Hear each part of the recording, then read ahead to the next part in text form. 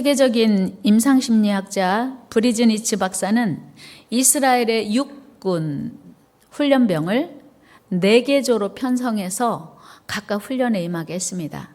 훈련의 목적은 완전군장하고 20km를 이제 행군하는 것이었습니다. 그런데 1조에는 행군할 거리, 그리고 5km마다 앞으로 몇 킬로 더 남았는지를 예고해 주었습니다. 2조에는 아무런 예고 없이 지금부터 행군을 합니다 라고 하는 이야기만 했습니다. 3조에는 오늘 15km를 행군한다. 그리고 14km 지점에 가서 오늘 행군 20km로 정정한다고 예고했습니다. 4조에는 처음 출발할 때 오늘 행군 25km다. 그리고 14km 지점에 가서 오늘 행군 20km다. 이렇게 정정했습니다.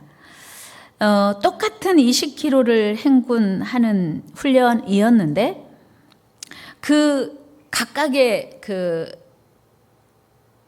조들이 받는 스트레스 또는 사기가 달랐다고 하는 거예요.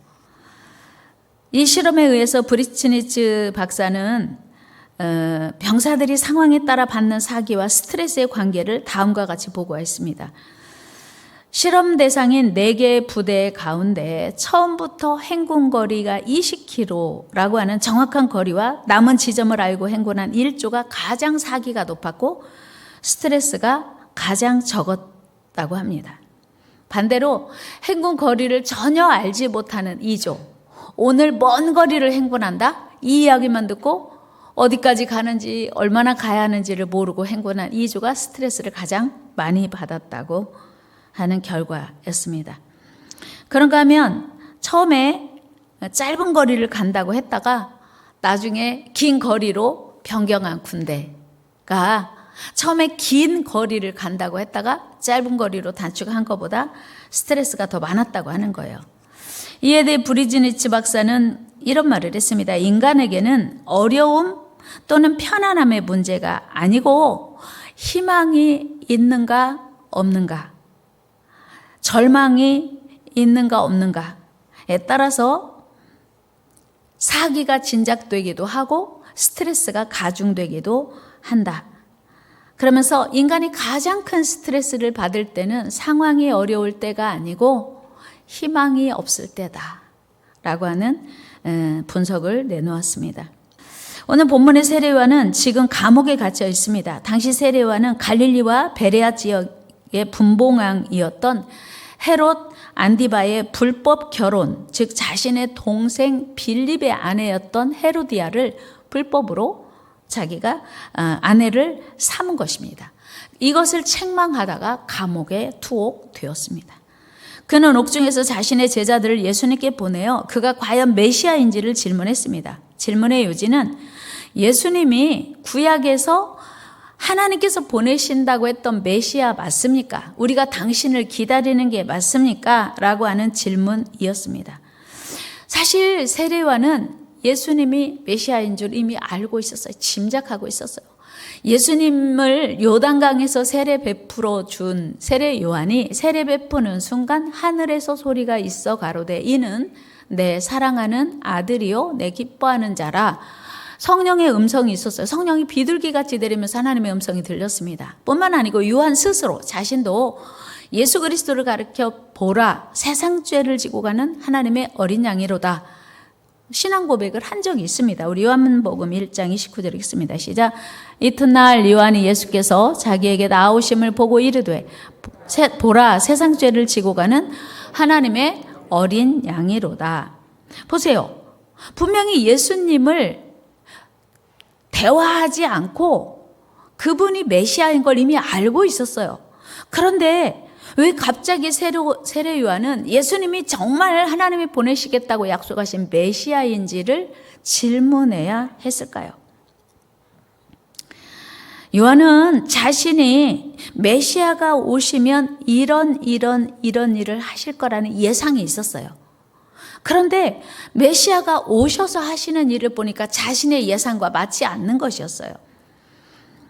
세례 요한의 기대는 예수님께서 빨리 메시아의 능력을 발휘해서 헤롯 왕을 멸하고 로마로부터 이스라엘을 구출해내는 것이었습니다. 그런데 정작 예수님이 오셔서는 자기를 지지하고 요단강에서 세례를 베풀고 나는 그의 신을 풀기도 끈을 풀기도 감당치 못하겠다고 예수님을 증언했음에도 불구하고 예수님은 자기가 옥에 갇힌 걸 알면서도 구해주시지 않는 거예요. 그러니까 예수님에 대한 실망감, 예수님에 대한 그 상처가 마음속에 이제 생기기 시작한 거예요. 요한이 생각한 메시아의 모습은 로마로부터 이스라엘을 구원해내는 것이었어요. 그러니까 세례 요한이 기대하는 메시아의 모습과 하나님이 이 땅에 보내신 메시아의 모습에는 상당한 차이가 있었던 거예요. 여러분, 지금 요한이 생각하고 기대하는 메시아는 무엇입니까? 그것은 세상적이요 정치적인 이스라엘의 메시아였습니다. 그런데 우리 하나님께서는 예수님을 통해서 죄의 종노릇하고 있는 만민의 구세주로 이 세상에 보내신 것입니다. 여러분, 오늘 우리는 어떻습니까? 이 시대를 살아가는 많은 사람들, 특히 성도들 중에도 얼마든지 이런 의구심을 가질 수 있습니다. 하나님이 살아계시다면, 하나님이 나를 사랑하신다면 왜 내 삶에 이런 어려운 일이 있을까? 하나님이 나를 사랑하신다는데 왜 내 삶에 이런 문제가 해결되지 않을까? 그런 고민, 그러면서 하나님을 의심할 때가 있지 않습니까? 분명히 하나님이 능력이 많으시다고 하는데 왜 하나님은 내 삶을 도와주시지 않는가? 라고 하는 의구심들이 우리 안에 있는 것입니다. 그러나 우리가 깨달아야 할 것은 대부분의 경우에 하나님의 뜻과 우리의 생각에 차이가 있다고 하는 거예요. 하나님의 시간, 하나님의 타이밍은 우리가 생각하고 기대하는 타이밍과 다를 수 있다고 하는 거예요. 온 우주보다 크신 우리 하나님의 계획과 뜻은 내일도 알지 못하는 제한적이고 지극히 작은 우리는 다 알 수도 없고 헤아릴 수 없고 우리는 측량할 수 없음을 인정해야 돼요. 우리 하나님은 오묘하신 계획을 우리가 다 알고 깨달을 수 없다고 하는 사실이에요. 전도서 8장 17절 말씀 같이 읽어요. 시작. 또 내가 하나님의 모든 행사를 살펴보니 해 아래에서 행해지는 일을 사람이 능히 알아낼 수 없도다. 사람이 아무리 애써 알아보려고 할지라도 능히 알지 못하나니 비록 지혜자가 아노라 할지라도 능히 알아내지 못하리로다. 아멘. 그렇습니다.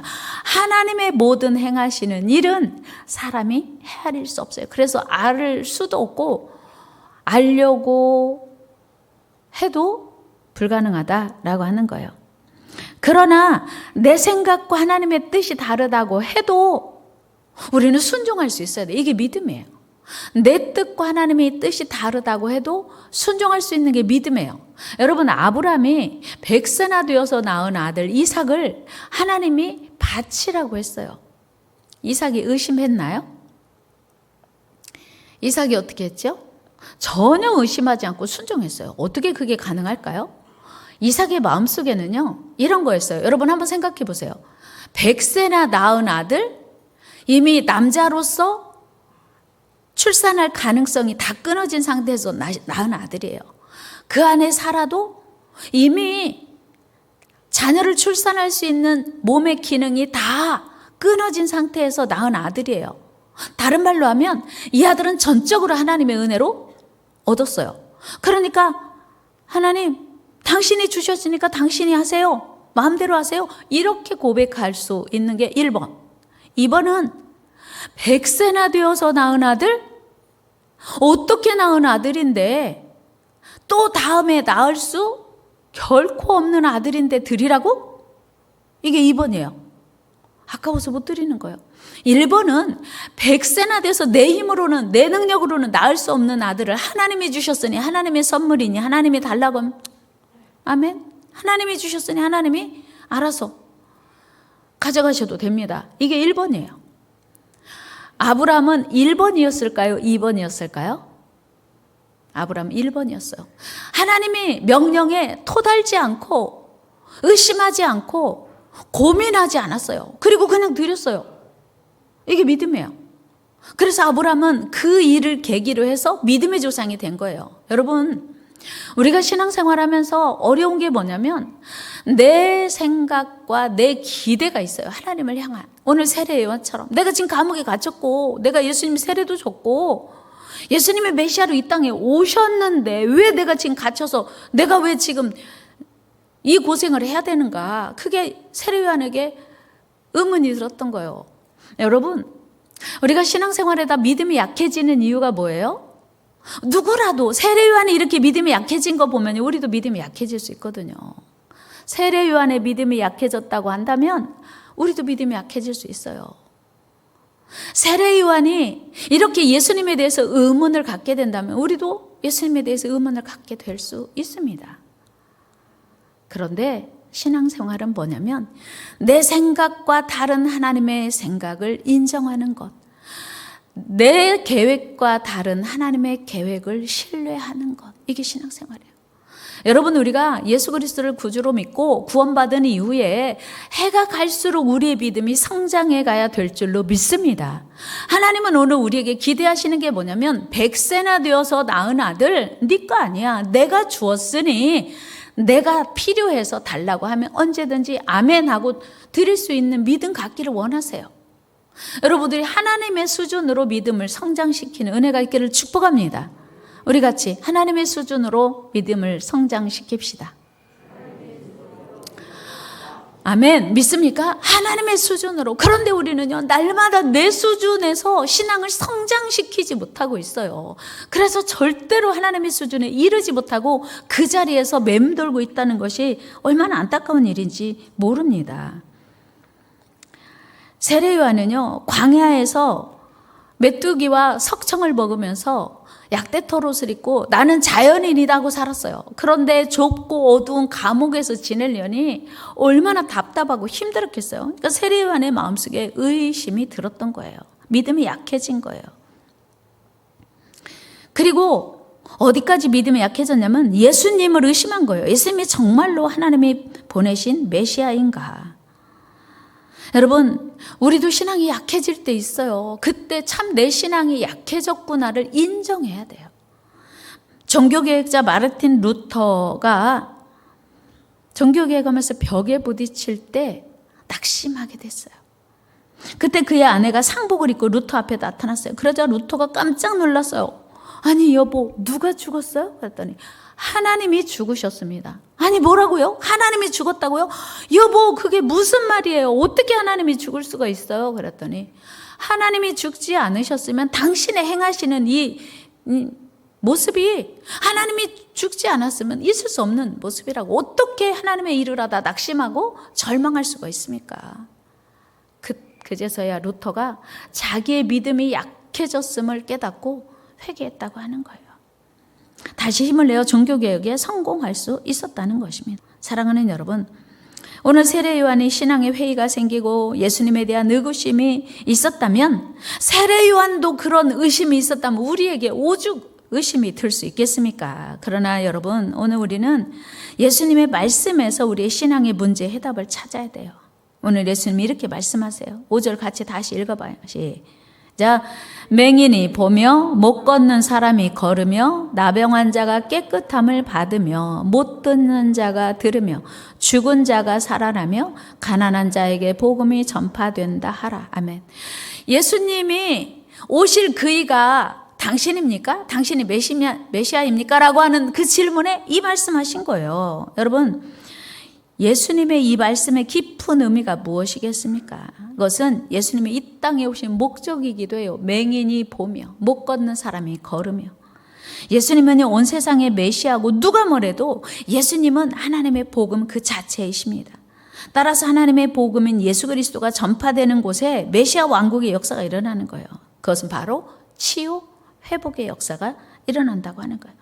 여러분, 예수님의 복음이 전파되는 곳에는 모든 문제들이 해결되고 치유되었습니다.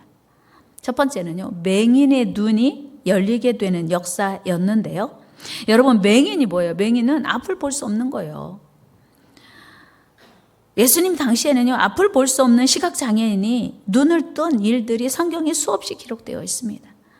마가복음 10장에 보면 맹인, 거지, 바디메오가 예수님 만나 눈을 뜨는 사건이 기록되어 있습니다. 그는 예수님이 지나가신다고 하는 소리를 듣고 소리질러 예수님의 은혜를 구했습니다. 그때 예수님이 그의 눈을 열어보게 하셨죠. 우리 46절 마가복음 10장 읽어요. 시작.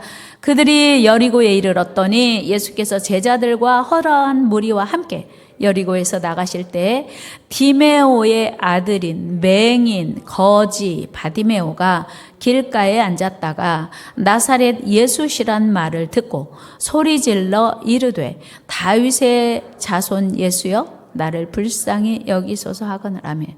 자, 지금 예수님에게 나를 불쌍히 여겨달라고 외친 사람이 누구예요? 맹인 거지 바디메오. 그의 신분이 거지예요. 직업이 거지예요. 그리고 앞을 못 보는 사람이에요. 그런데 예수님께 나를 불쌍히 여겨달라고 했어요. 그랬더니 곧 바로 즉시 예수님이 그의 눈을 열어주셨어요. 52절 말씀 읽어요. 시작. 예수께서 이르시되 가라 내 믿음이 너를. 그가 곧 보게 되어 예수를 길에서 따르니라. 곧 보게 되었어요. 그의 신분이 거지였거든요. 그런데 이제는 예수를 따르는 사람이 되었어요. 이게 예수님이 이 땅에 오신 이유요, 목적이란 말이에요. 요한복음 9장에서도 예수님은 날 때부터 맹인이라는 사람을 만납니다. 1절 말씀 한번 같이 읽으시죠. 예수께서 길을 가실 때 날 때부터 맹인된 사람을 보신지라. 날 때부터 맹인된 사람을 만났어요. 그런데 그를 즉시 고쳐줬어요. 7절 말씀 같이 읽어요. 시작. 이르시되 실로암 못에 가서 씻으라 하시니 실로암은 번역하면 보냄을 받았다는 뜻이라 이에 가서 씻고 밝은 눈으로 왔더라. 아멘. 여러분, 오늘 우리에게도 이 은혜가 있기를 축복합니다. 즉시 거지인데 맹인인데 예수 그리스도를 만나서 도우소서, 나를 도우소서, 나를 치료하소서, 나를 불쌍히 여기소서 했더니 곧 보게 되었고 신분이 예수를 따르는 제자가 되었다는 거예요. 우리는 당연히 육신적으로 앞을 못 보는 맹인은 아닙니다. 우리 성도님 중에는 맹인이 아무도 안 계세요. 정말 얼마나 감사합니까? 그러나 예수님을 만나 눈을 뜨게 된 맹인들은 당신의 단순히 육신의 눈만 뜬 게 아니고 신분이 달라졌어요. 거지, 소경, 바디메오는 더 이상 거지가 아닌 예수님을 따르는 하나님의 백성이 되었고요. 요한복음 9장에 나오는 실로암 못에 가서 눈을 뜬 그 거린이었던 소경도 성경은 이렇게 말하고 있어요. 같이 읽어요. 8절 시작. 이웃 사람들과 전에 그가 거린인 것을 보았던 사람들이 이르되 이는 앉아서 구걸하던 자가 아니냐? 그런데 어떻게 되었어요? 같이 읽어요. 시작. 그들이 욕하여 이르되 너는 그의 제자이나 우리는 모세의 제자다. 보세요. 그 맹인이었던 거지였던 사람이 이제 예수님의 제자가 된 거예요. 많은 사람들이 보고 너 그의 제자지? 우리는 모세의 제자야. 우리는 율법을 믿는 유대인이야. 유대교를 믿는 히브리 사람이야. 그런 얘기예요. 너는 예수님의 제자이고 우리는 모세의 제자다. 여러분, 오늘 우리도 예수님의 이름으로 믿음의 눈이 열려야 돼요. 목사님, 저희는 눈이 열렸는데요. 저희는 잘 보여요. 오늘은 피곤하고 눈길을 헤치고 오늘하고 좀 피곤해서 졸릴 뿐이죠. 눈은 잘 보여요. 이렇게 말씀하고 계시는 분이 계실지 모르겠어요. 그런데 여러분, 엘리사의 제자였던 게하시가 하나님의 뜻을 볼 수 있는, 하나님의 역사를 볼 수 있는 영의 눈은 없었어요. 아람 군대가 이 북이스라엘을 공격해 왔어요. 사마리아 성을 다 둘러쌌습니다. 열왕기하 6장 15절 말씀 읽어요. 시작. 하나님의 사람의 사환이 일찍 일어나서 나가보니 군사와 말과 병거가 성읍을 에워쌌는지라. 그의 사환이 엘리사에게 말하되 아, 내 주여 우리가 어찌하리까 하니.